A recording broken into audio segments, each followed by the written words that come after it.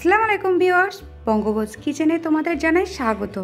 আজকের রেসিপিতে তোমাদের সঙ্গে শেয়ার করছি মাত্র একটা ডিম দিয়ে এত সুন্দর জালিদার আর স্পঞ্জি কেক একসঙ্গে তোমরা অনেকগুলো বানিয়ে নিতে পারো।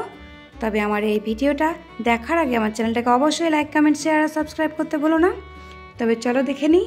এটার জন্য আমি নিয়ে নিয়েছি মাত্র একটা ডিম। ডিমটাকে আমি একটা বোলের মধ্যে ফাটিয়ে নিয়েছি।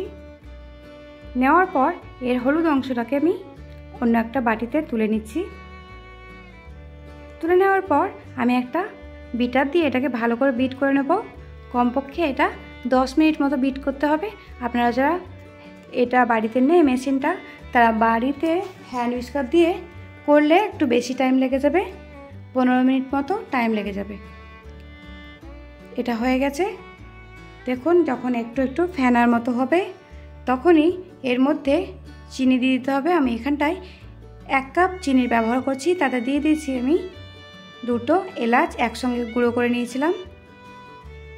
এখানটায় আমি কোনো ভিনেগারের ব্যবহার করছি না, তার জন্য এর মধ্যে এলাচটা দিয়েছি।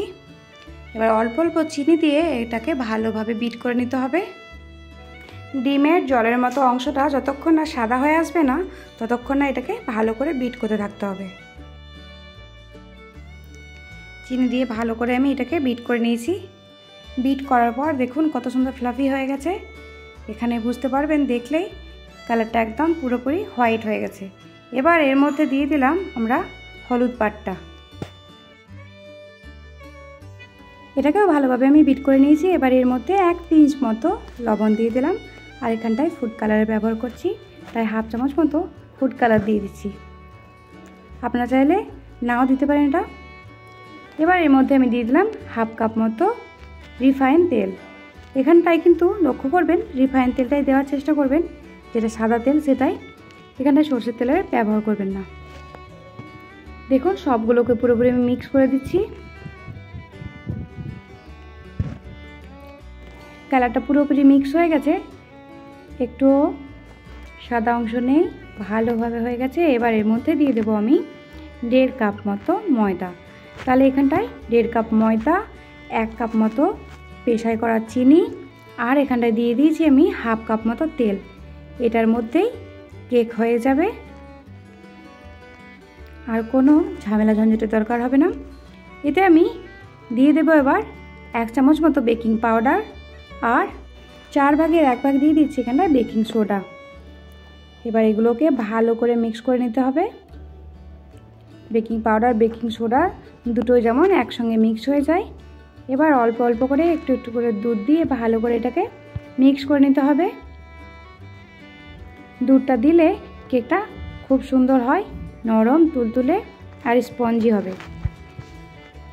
দেখুন আমি এটাকে ভালোভাবে মিক্স করে নিচ্ছি।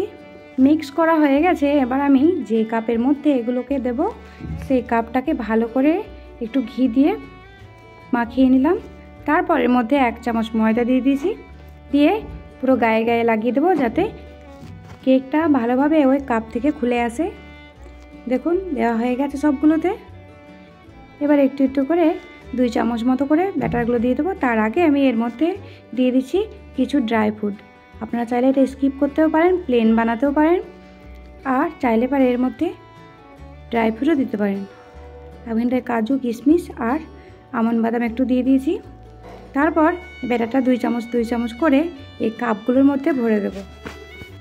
মাত্র একটা ডিম দিয়ে এতগুলো কাপ কেক একসঙ্গে বানানো একবার অবশ্যই ট্রাই করে দেখবেন। আমি প্রথমে মাইক্রোওভেনটাকে প্রি হিট করে নিয়েছি 180 ডিগ্রিতে। তারপর এটাকে আমি দিয়ে দেব কমপক্ষে 30 মিনিট মতো। দেখুন হয়ে গেছে। এবার একটু ঠান্ডা করে নিতে হবে। বাড়িতে অবশ্যই এটা ট্রাই করে দেখবেন, দারুণ মজার আর সুস্বাদু হয় খেতে। এটা যদি আপনারা বিকেলবেলা চায়ের সঙ্গে এনজয় করেন তো জাস্ট জমে যাবে। দেখুন কত সুন্দর হয়েছে, এটা কত সুন্দরভাবে খুলে চলে আসবে, একদম কাপের মধ্যেও নেই। আর এত স্পঞ্জি জালিদার কেক অবশ্যই ট্রাই করে দেখবেন। আজকের মতো বিদায় জানাচ্ছি, ধন্যবাদ।